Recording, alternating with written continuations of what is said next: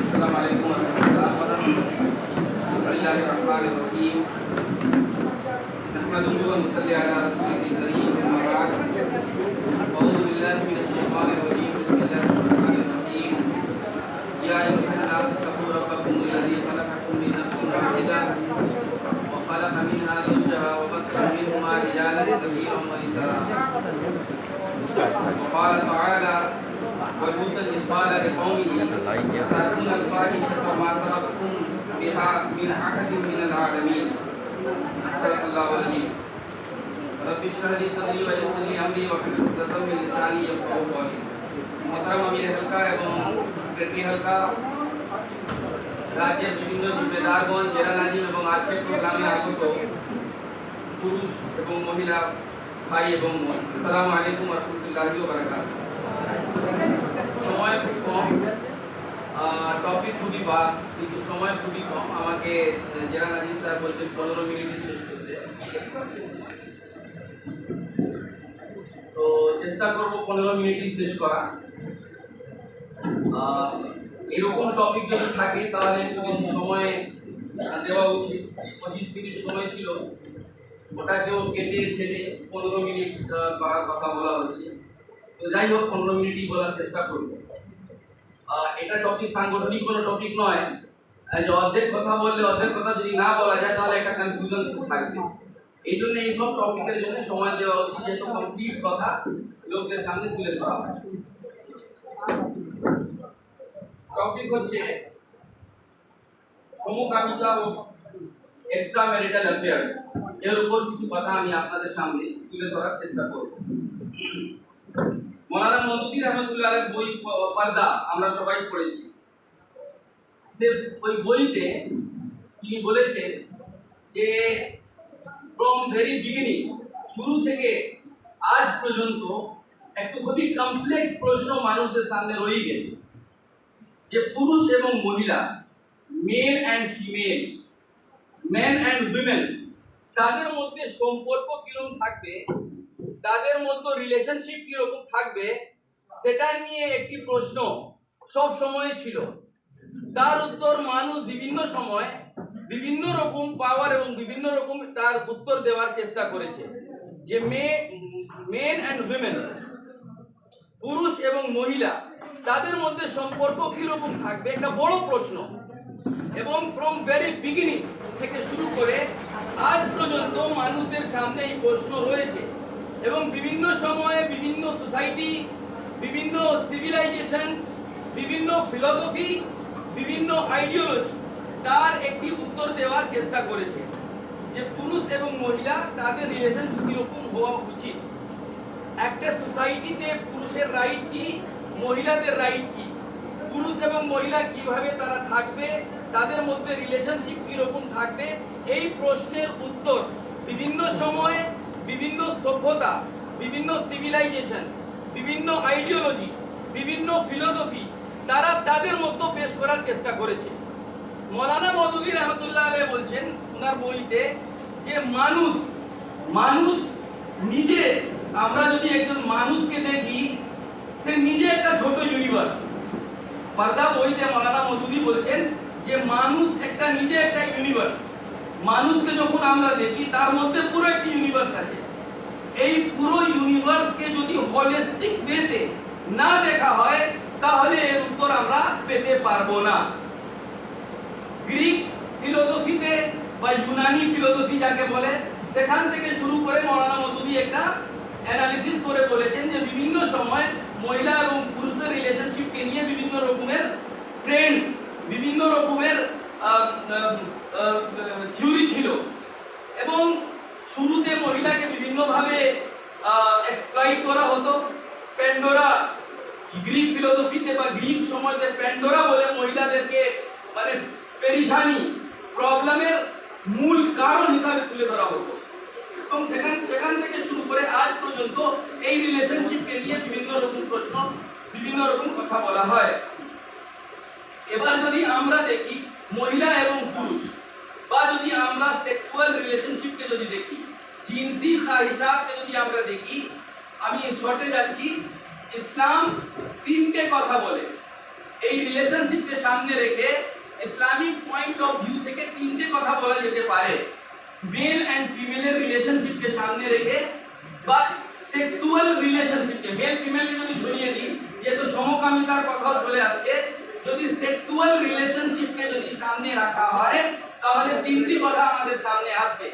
এক নম্বর হচ্ছে মানুষের মধ্যে, মেল প্লাস ফিমেল, মানুষের মধ্যে অন্য অ্যানিমালের মতো সেক্সুয়াল আর্জেস থাকে।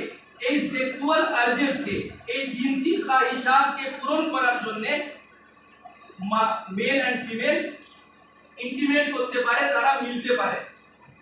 এটা হচ্ছে প্রথম অবজেক্টিভ, প্রথম কারণ। যদি শুধু প্রথম কারণই থাকতো, যদি শুধু প্রথম কারণই থাকতো যে সেক্সুয়াল আর্জেস করার জন্য, সেক্সুয়াল আর্জেসকে পূরণ করার জন্য মেল অ্যান্ড ফিমেল তারা ইন্টিমেট করে, যদি এটা প্রথম ফার্স্ট অবজেক্টিভই যদি মেন অবজেক্টিভ থাকতো তাহলে হোমোসেক্সুয়ালিটি কোনো ক্রাইম হতো না। হোমোসেক্সুয়ালিটিকে আমরা বা সমকামিতাকে আমরা খারাপ বলতাম না। কেন? সেক্সুয়াল আর্জেস পূরণ করতে হবে, তার জন্য মেল যদি মেলের সঙ্গে, পুরুষ যদি পুরুষের সঙ্গে মিলে সে তার সেক্সুয়াল আর্জেস পুরো করতে পারছে তাহলে ঠিক আছে, প্রথম অবজেক্টিভ তো ঠিক হয়ে যাবে। যদি শুধু প্রথম অবজেক্টিভ থাকতো তাহলে মেল মেল অথবা ফিমেল ফিমেল এই সেক্সুয়াল রিলেশনশিপকে আমরা কনসেন্ট দিয়ে দিতাম যে হ্যাঁ ঠিক আছে করা যেতে পারে, যদি সেক্সুয়াল আর্জেস পূরণ করাই আমাদের মূল অবজেক্টিভ থাকে। কিন্তু এটা ছিল প্রথম অবজেক্টিভ। সেকেন্ড অবজেক্টিভ হচ্ছে নসলে ইনসানি কি বাকা, ইনসানি নসল, কন্টিনিউয়েশন অফ ইনসানি নসল। এর জন্য মেল মেল বা ফিমেল ফিমেল করলে হবে না, মেল এন্ড ফিমেল করতে হবে। যদি সেকেন্ড অবজেক্টিভ আর ফার্স্ট অবজেক্টিভ, আমার কথা আপনারা বুঝতে পারছেন তো? যদি ফার্স্ট অবজেক্টিভ থাকতো, শুধু ফার্স্ট অবজেক্টিভ থাকতো তাহলে হোমোসেক্সুয়ালিটিকেও মেনে নেওয়া যেত। কিন্তু যেখানে সেকেন্ড অবজেক্টিভ চলে এলো হোমোসেক্সুয়ালিটি ক্লোজ হয়ে গেল। হোমোসেক্সুয়ালিটি দিয়ে ইনসানি নসল কন্টিনিউ থাকতে পারবে না। তাহলে ফার্স্ট অবজেক্টিভ শুধু থাকলে আমাদের হোমোসেক্সুয়ালিটি ছিল, কিন্তু সেকেন্ড অবজেক্টিভ যখন এলো হোমোসেক্সুয়ালিটি কেটে গেল। কিন্তু আজকে যে লিভিং রিলেশনশিপের কথা বলা হচ্ছে বা ক্যাজুয়াল সেক্সের কথা বলা হচ্ছে, যে একজন পুরুষ একজন মহিলাকে একসঙ্গে থাকার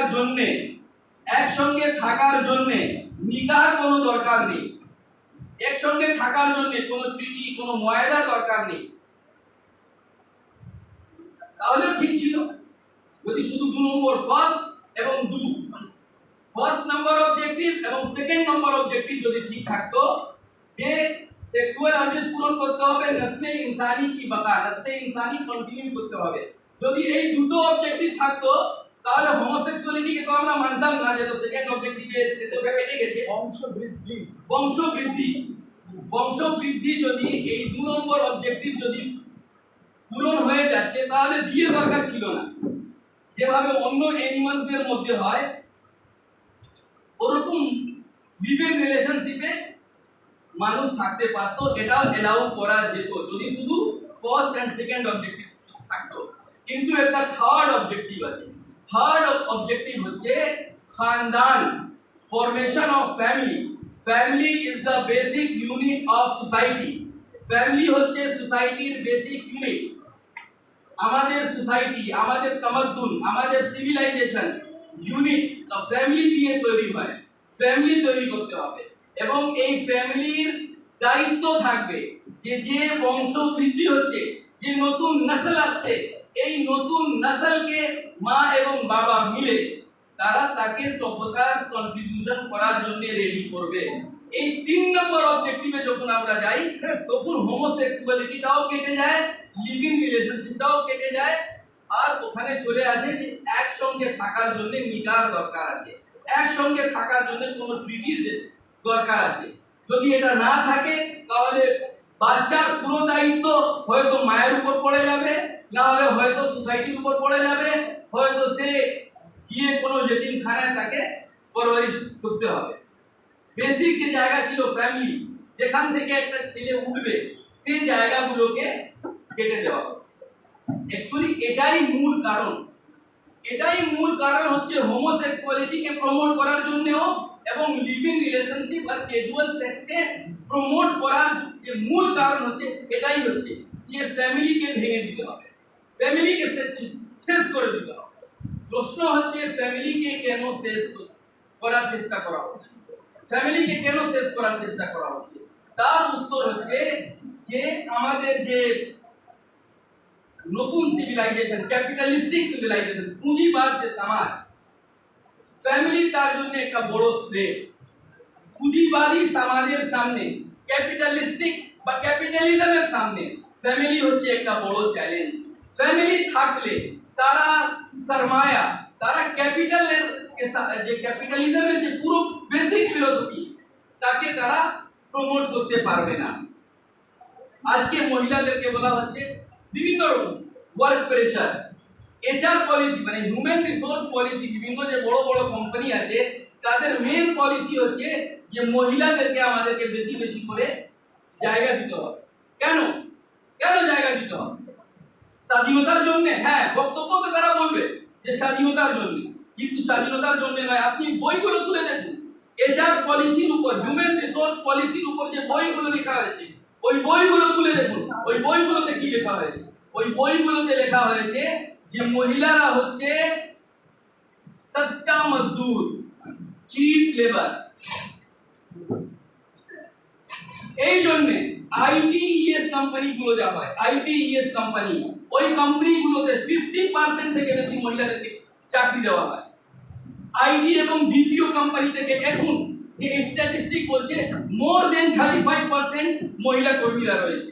কেন দেওয়া হয় তার ব্যাপারে তারা বলছে, এইচআর পলিসি মেকাররা বলছে যে মহিলারা বেশি সময় বসে কাজ করতে পারে, তারা কামাই খুব কম করে, তারা অল্প বেজে, কম টাকায়, কম ভাতায় তারা কাজ করে। সেটা এইচআর পলিসি বইগুলোতে লেখা আছে। যে এইচআর পলিসির বই এমবিএ তে পড়ানো হয়, সেই বইগুলোতে লেখা হয়েছে যে মহিলাদেরকে আইটিইএস কোম্পানিতে, আইটি কোম্পানিতে তাদেরকে রাখতে হবে। আপনারা আশ্চর্য হবেন যে টাইমস অফ ইন্ডিয়া 93 তে একটা আর্টিকেল বেরিয়েছিল, 2 তারিখ 8 মাস মানে 2 আগস্ট 1993 তে একটা আর্টিকেল বেরোনো হয়েছিল। সে আর্টিকেলতে বলা হয়েছে যে একজন মহিলা যে মাল্টিন্যাশনাল কোম্পানিতে কাজ করে তাদের থেকে কি এক্সপেক্ট করা যায়। সেখানে বলা হচ্ছে she looks like a lady, behave like a woman, think like a man and work like a dog। মানে একজন মহিলা যে কোনো আইটি কোম্পানিতে কাজ করে, আইটি কোম্পানিতে সে কাজ করবে কি করবে না এই বিষয়ে আমি বলছি না, আমি এই ফিলোসফি গুলো আপনাদের সামনে তুলে ধরছি। পুঁজিবাদী সমাজের সামনে যে ফিলোসফি আছে, ওই ফিলোসফি আপনাদের সামনে তুলে ধরার চেষ্টা করছি। যে সেখানে একজন মহিলাকে এক্সপেক্ট করা হয় যে she looks like a lady, একজন মহিলার মতো থেকে তাকে দেখতে লাগে। she looks like a lady, behave like a woman, মহিলাদের মতো আচরণ করবে, পুরুষদেরকে এন্টারটেইন করবে। সেখানে বলা হয় যে 10 জনের যদি টিম তৈরি করা হয়, সেই টিমে কমপক্ষে 3 জন মহিলাকে রাখতে হবে। কেন রাখবো 3 জন মহিলাকে? তারা হয়তো সাবজেক্ট ম্যাটার এক্সপেক্ট না হলে তাকে রাখতে হবে। এই যে 7 জন পুরুষ কাজ করবে তাদেরকে এন্টারটেইন করার জন্য 3 জন মহিলা প্রত্যেক টিমে রাখতে হবে। এটাই হচ্ছে স্বাধীনতা। যে স্বাধীনতার ভিত্তি এখলাকিয়াত থাকবে না, নৈতিকতা থাকবে না, এই স্বাধীনতাতে এটাই হবে যে 3 জন মহিলাকে রাখতে হবে, 7 জন পুরুষকে এন্টারটেইন করার জন্য, বিনোদন করার জন্য রাখতে হবে। হ্যাঁ, মহিলা ছেলেদের ড্রেস পরে আসবে, তারা যদি সালোয়ার জাম্পার, শাড়ি বা স্যুট পরে যায় তাদেরকে কম চোখে দেখা হবে, কিন্তু সে যদি হাফ প্যান্ট পরে যায়, সে যদি জিন্স প্যান্ট পরে যায়, তাকে প্রমোট করা হবে। কেন? যে ইকুয়ালিটি। ইকুয়ালিটি কখন হতো? যখন ওই 7 জন পুরুষ শাড়ি পরে যেত, বা যদি ওই 7 জন পুরুষ যদি ফিমেল ড্রেসিং করে যেত, তখন আমরা বলতাম যে হ্যাঁ সমান। ওই 7 জন পুরুষ যদি সালোয়ার জাম্পার পরে যাবে বা শাড়ি পরে যাবে, তাকে হিজড়ে বলা হবে। আর মহিলা যদি জিন্স প্যান্ট আর টি শার্ট পরে আসবে, সে মহিলাকে কি বলা হবে? কি বলা হবে? সে স্বাধীনতা, যার ভিত্তিতে কোনো নৈতিকতা থাকবে না।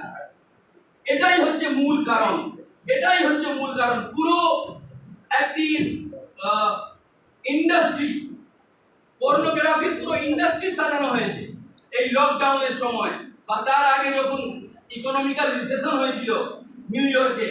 এই সময়তে প্রত্যেক ইন্ডাস্ট্রি বসে গিয়েছিল, কিন্তু এই পর্নোগ্রাফি এই ইন্ডাস্ট্রি বসেনি। সেক্স ইন্ডাস্ট্রি বলা হচ্ছে ইরোটিক, বলা হচ্ছে ইরোটিক ইন্ডাস্ট্রি, নাম চেঞ্জ করে দেওয়া হয়েছে।